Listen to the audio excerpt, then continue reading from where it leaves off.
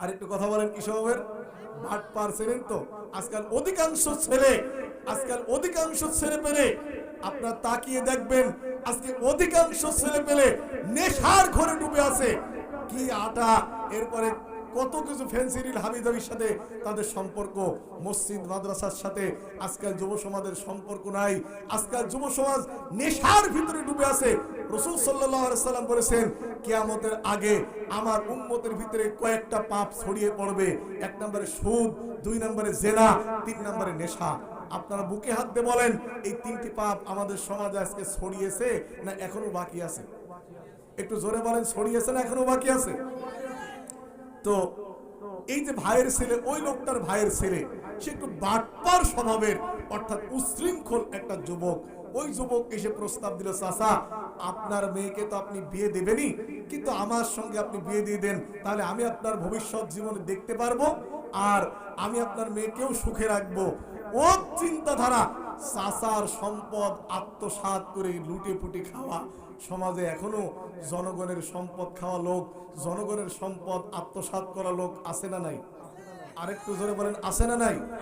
সম্মানিত হাজিরিন, খুব মনোযোগ দিয়ে কেউ উশৃঙ্খল ভাবে কেউ জবাব দিবা না। আগে কথাগুলি সুন্দর করে, আমার কথাগুলো আমি যেভাবে প্রেজেন্ট করছি বুঝে নিবা। সম্মানিত হাজিরিন, এই লোকটি তার ভাইয়ের ছেলে এসে যখন তার মেয়েকে তার মেয়েকে প্রস্তাব দিচ্ছে বিয়ের জন্য, ওই মুরব্বী ব্যক্তি বলল, না আমি আমার মেয়েকে তোমার সঙ্গে বিয়ে দিব না। একবারেই কেটে দিলেন, লাইন কেটে দিলেন। এবার ওই উশৃঙ্খল যুবক চিন্তা করলো, চাচার কাছে তো বলে হলো না, আমি আমার চাচা তো বোনের কাছে গিয়ে একটু প্রস্তাব দিয়ে দেখি কোন কায়দায় লাইন টাইন করা যায় কিনা। চাচা তো বোনের কাছে গিয়ে বলছে, বোন তোমার তো অন্য জায়গায় বিবাহ হবে, আমার চাচা তো তোমাকে বিয়ে দিয়ে দেবেই, তোমাকে তো বাড়িতে রাখবে না, তুমি আমার সঙ্গে বিবাহ করো, আমি তোমার সুখে দুঃখে তোমার পাশে থাকবো, আমি আমার চাচাকে দেখবো। মেয়েটা বলল, আমার আব্বু যার সঙ্গে বিয়ে দেবে আমি তার সঙ্গে বিয়ে বসবো, আমি তোমার কথা মতো আমার আব্বুর কাছে আমি প্রস্তাব দিব না। সুবহানাল্লাহ। বোঝা গেল মেয়েটাও অনেক সুন্দর, কিন্তু এই দুষ্ট ছেলে, অর্থাৎ এই মুরব্বীর ভাইয়ের ছেলে, এই দুষ্ট ছেলেটার মাথায় চেপে গেল এক অশনি সংকেত। সে চিন্তা করলো, চাচার কাছে বলে মেয়েটা বিবাহ করতে পারলাম না, চাচা তো বোনের কাছে গিয়েও তার কাছে গিয়েও ডস খেয়ে গেলাম, অতএব আমাকে একটু সোজা আঙ্গুলটা বাঁকা করতে হবে। সে রাতের বেলায় চাচা ঘুমিয়ে রয়েছে, সে একটা ছুরি নিয়ে গিয়ে চাচাকে হত্যা করলো। আপনারা বলেন তো, কেউ যেটা জানে না সেটা জানে কি? একটু জোরে বলেন, কেউ যেটা জানে না সেটা জানে কে? কেউ যেটা দেখে না সেটা দেখে কে? লা তুদরিকুল আবসার ওয়া ইউদরিকুল আবসার ওয়া হুয়াল লাতীফুল খাবীর।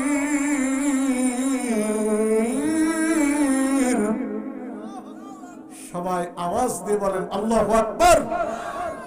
আল্লাহ বলেন, কোন দৃষ্টি শক্তি যেটা দেখতে পাই না, আমি আল্লাহর দৃষ্টি সবাইকে দেখতে পাই। কোন জায়গায় দাঁড়িয়ে কার ক্ষতি করার পরিকল্পনা করো, কোন জায়গায় দাঁড়িয়ে কার বিরুদ্ধে মিথ্যা মামলা দাও, কোন জায়গায় দাঁড়িয়ে কার বিরুদ্ধে আইল কাটার পরিকল্পনা করো, কেউ জানে না। একজন যিনি জানেন, তিনি তার নাম কি? আল্লাহ। যুবক একটা ছুরি নিয়ে গিয়ে চাচাকে হত্যা করলো। এইবার সকাল বেলায় মেয়েটা রান্না বাড়া শেষ করে তার আব্বুকে ডাকছে, আব্বু খেয়ে নাও, আব্বু খেয়ে নাও। আপনারা বলেন, আব্বু আছে না গেছে? কথা বলেন, আছে না গেছে? কোথায় গেছে? পার্বতীপুর বাজারে না, একদম মৃত্যুর কোলে ধরে পড়েছে। এরপরে মেয়েটা রুম খুলে দেখতেছে রক্ত পড়ে আছে, বাপের লাশ নেই। রক্ত দেখে মেয়েটা হাউমাউ করে কান্না শুরু করলো। কে আমাদের এরকম সর্বনাশ করলো? কে আমাদেরকে এরকম সর্বনাশ করলো? চতুর্দিক থেকে মানুষেরা ভিড় জমালো। এইবার ওই যে যুবক তার চাচাকে হত্যা করেছে, ওই যুবক এসে মেয়েটার হাত ধরে বলছে, বোন আমার চাচার রক্তের কসম, আমার চাচার রক্তের কসম, যে ব্যক্তি আমার চাচাকে হত্যা করেছে তার হত্যার বিচার না করা পর্যন্ত বাড়ি ফিরবো না। আপনারা বলেন হত্যা করেছে কে? কথা বলেন হত্যা করেছে কে? ভাতিজা। মাঝে মধ্যেই কিছু কিছু লোক এমন পাওয়া যাবে নাশকতা করবে নিজেরা, দোষ দেবে অন্যদের। তো এই যে যুবকটা নাশকতা করলো, হত্যা করে আবার নিজেই বিচার দাবি করছে। সম্মানিত হাজিরিন, এইবার আমাদের এটা মনে করেন 1 নাম্বার ওয়ার্ড, ওর চাচাকে হত্যা করে রাত্রে বেলা চাচার লাশ ফেলেছে 5 নাম্বার ওয়ার্ডে। কয় নাম্বার ওয়ার্ডে? 5। একটু কথা বলেন, কয় নাম্বার ওয়ার্ডে? 5 নাম্বার ওয়ার্ডে চাচার লাশ ফেলে রেখে আসছে। এখন এই 5 নাম্বার আর 4 নাম্বার, 5 নাম্বার আর 1 নাম্বারদের বেশ মাঝে সোজে টিসিবির কার্ড নিয়ে, বয়স্ক ভাতার কার্ডে ঝগড়া আছে, পূর্ব ঝগড়া। এখন যুবক তার বোনকে নিয়ে প্রথমে গেছে 9 নাম্বার ওয়ার্ডে, ওখানে তো লাশ নেই। এরপরে গেছে 6 নাম্বার ওয়ার্ডে, ওখানে তো লাশ নেই। এরপরে গেছে 4 নাম্বার ওয়ার্ডে, সেখানেও নেই। এরপরে 5 নাম্বার ওয়ার্ডে গিয়ে একটা ডুবার সামনে তার বোনকে দাঁড় করে দিয়ে বলে, বোন একটু দাঁড়াও, আমি একটু ভিতর থেকে দেখে আসি। ডুবার সামনে থেকে ওই লাশ, বস্তাবন্দি লাশ উদ্ধার করে বসে, বোন এ দেখ, এই গ্রামের লোক তোকে বিবাহ করার জন্য, এই গ্রামের লোক আমার চাচার সম্পদ আত্মসাৎ করার জন্য ওরা আমার চাচাকে হত্যা করেছে। সত্য কথা না মিথ্যা কথা? আরেকটু বলেন, সত্য কথা না মিথ্যা কথা? এরকম মিথ্যা কথা বলা লোক সমাজে এখনো 2-4 জন আছে না নাই? আরেকটু জোরে বলেন, আছে না নাই? আল্লাহ রাসূল সাল্লাল্লাহু আলাইহি ওয়াসাল্লাম বলেছেন, কেউ যদি সত্য কথা বলে, শুনুন হাদিস, কেউ যদি সত্য কথা বলে আল্লাহ তার জন্য আর জান্নাতের ভিতরে একটা ঘর বানিয়ে দিবে। এই সত্যবাদিতার কারণে আল্লাহ পাক তাকে জান্নাত দিবে। সুবহানাল্লাহ বলেন। এই জন্য আমরা সত্য কথা বলার চেষ্টা করব। জোরে বলেন ইনশাআল্লাহ। আমার মেয়েটি যখন বাবার লাশ দেখল, মেয়েটা হাউমাউ করে কেঁদে দিল। মেয়েটা বাবার লাশ দেখার পরে হাউমাউ করে কেঁদে দিল। যুবকটা অভিনয় ভান করে কান্না শুরু করে দিল। এবার গ্রামবাসী ছুটে চলে এলো, তোমরা কান্না করতেছো কেন? কেন তোমরা এখানে কান্না করতেছো? এইবার যুবক বলল, তোমরা আমার চাচার সম্পদ আত্মসাৎ করার জন্য আমার চাচাতো বোনকে তোমরা হত্যা করেছো। আমার চাচার সম্পদ আত্মসাৎ করার জন্য আমার চাচাকে তোমরা হত্যা করেছো। আমার চাচাতো বোনকে বিবাহ করার জন্য তোমরা এই নাটক সাজিয়েছো।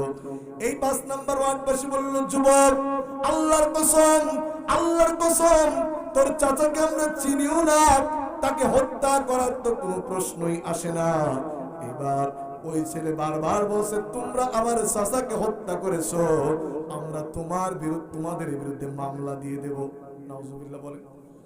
ভাইরা আমার, মানুষের বিপদে ফেলার কয়েকটা লাইন আছে।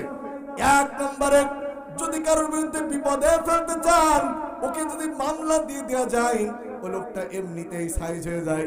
2 নম্বরে বিপদে ফেলার লাইন হচ্ছে ডবল বিয়ে। কারো যদি কোনো কায়দা কৌশল করে ডবল বিয়ে দিয়ে দেওয়া যায়, লোকটা ঘরে বাইরে সব জায়গায় অশান্তিতে পড়ে যায়। কথা বলে ঠিক কিনা? 3 নম্বরে, মানুষের বিপদে ফেলার অন্যতম একটা লাইন নির্বাচনে ভোটে দাঁড় করানো। কারণ যার কথা সহ্য হবে না, ওর গিয়েও হাত জড়িয়ে ধরা লাগবে, ভাই অন্তত সিলটা আমাকে দিস। কি বলে ঠিক কিনা? ভাইরা আমার, আমি যেটা বলতেছিলাম, যুবকটা বলছে আপনাদের বিরুদ্ধে মামলা দিয়ে দিব। 5 নম্বর ওয়ার্ড বসে বলছে, যুবক তোর চাচাকে আমরা চিনি না, তোর বোনকে তো দেখার প্রশ্ন আসে না, তুই আমাদের বিরুদ্ধে মামলার ভয় দেখাস। মামলা টামলা বাদ দে, শোন আমাদের ভিতরে আছে আল্লাহর নবী মুসা, চল আমরা মুসার কাছে যাই, মুসার কাছে গিয়ে একটা বিচার দেই। মুসা আলাইহিস সালাম তাওরাত কিতাব থেকে বিচারটা করে দিবে, বিচারটা সুষ্ঠু হবে। যুবকটা চিন্তা করলো, আমি যে আমার চাচাকে হত্যা করেছি, মুসা তো বুঝতেই পারেনি, কাজেই বিচার আমার পক্ষে আসবে। মুসা আলাইহিস সালামের কাছে গ্রামবাসী এবং যুবকেরা গিয়ে প্রস্তাব দিল, وَإِذْ قَالَ مُوسَى لِقَوْمِهِ إِنَّ اللَّهَ يَأْمُرُكُمْ أَن تَذْبَحُوا بَقَرَةً قَالُوا أَتَتَّخِذُونَ هُزُوًا قَالَ أَعُوذُ بِاللَّهِ أَنْ أَكُونَ مِنَ الْجَاهِلِينَ। সবাই বলেন আল্লাহু আকবার। অনুবাদ আগেই শুনেছেন যে মুসা আমাদের ভিতরে একটা মানুষ মারা গেছে, আপনি বিচার করে দেন। মুসা আলাইহিস সালাম বললেন একটা গরু জবাহ করো, গাভী জবাহ করো। এবার তারা বলল ক্বালু দু'ু লানা রাব্বাকা ইউবায়্যিন লানা মা হিয়া ক্বালা ইন্নাহু ইয়াকুলু ইন্নাহা বাকারাতুন সাফরাউ ফাকিউল লাউনুহা তাসুরুন নাজিরিন। বলেন আল্লাহু আকবার। ওরা বলছে মুসা তুমি তো গরু জবাহ, এই পিছনে কথা বলছো কারা? তুমি তো গরু জবাহ করতে বললে ক্বালু দু'ু লানা রাব্বাকা ইউবায়্যিন লানা মা হিয়া। হে মুসা তুমি তোমার রবের কাছে শোনো গরুটা কেমন হবে। মুসা আলাইহিস সালাম কিন্তু এমনি একটা গাভী জবাহ করতে বলেছে, কিন্তু ওরা বারবার বলছে মুসা তুমি তোমার রবের কাছ থেকে শোনো গরুটা কেমন হবে। তাও বলছে না যে আমাদের রবের কাছ থেকে শোনো। কত বড় তেড়া এই জাতি। মুসা আলাইহিস সালাম বললেন শোনো গরুটার বয়স বেশিও হবে না কমও হবে না, মধ্যম বয়সী হতে হবে। সুবহানাল্লাহ বলেন। এবার তারা বলল ক্বালু দু'ু লানা রাব্বাকা ইউবায়্যিন লানা মা লাউনুহা ক্বালা ইন্নাহু ইয়াকুলু ইন্নাহা বাকারাতুন সাফরাউ ফাকিউল লাউনুহা তাসুরুন নাজিরিন। ও মুসা তোমার রবের কাছ থেকে শোনো গরুর রং কেমন হবে। আচ্ছা আল্লাহ কি কয়েছে নাকি যে সাদা রং বা কালো রং বেছে তোরা জবাই কর? ওরা নিজেরাই পেছিয়ে নিয়ে বলছে মুসা তোমার রবের কাছ থেকে শুনে দেখো যে গরু তো আমরা একটা জবাব করব, গাভী তো জবাব করব, তার রংটা কেমন হবে। আল্লাহ রাব্বুল আলামিন মুসা কালিমুল্লাহকে বলল মুসা তুমি তোমার জাতির লোকের কাছে বলে দাও গাভীটার রং হবে স্বর্ণের কালার। আল্লাহু আকবার।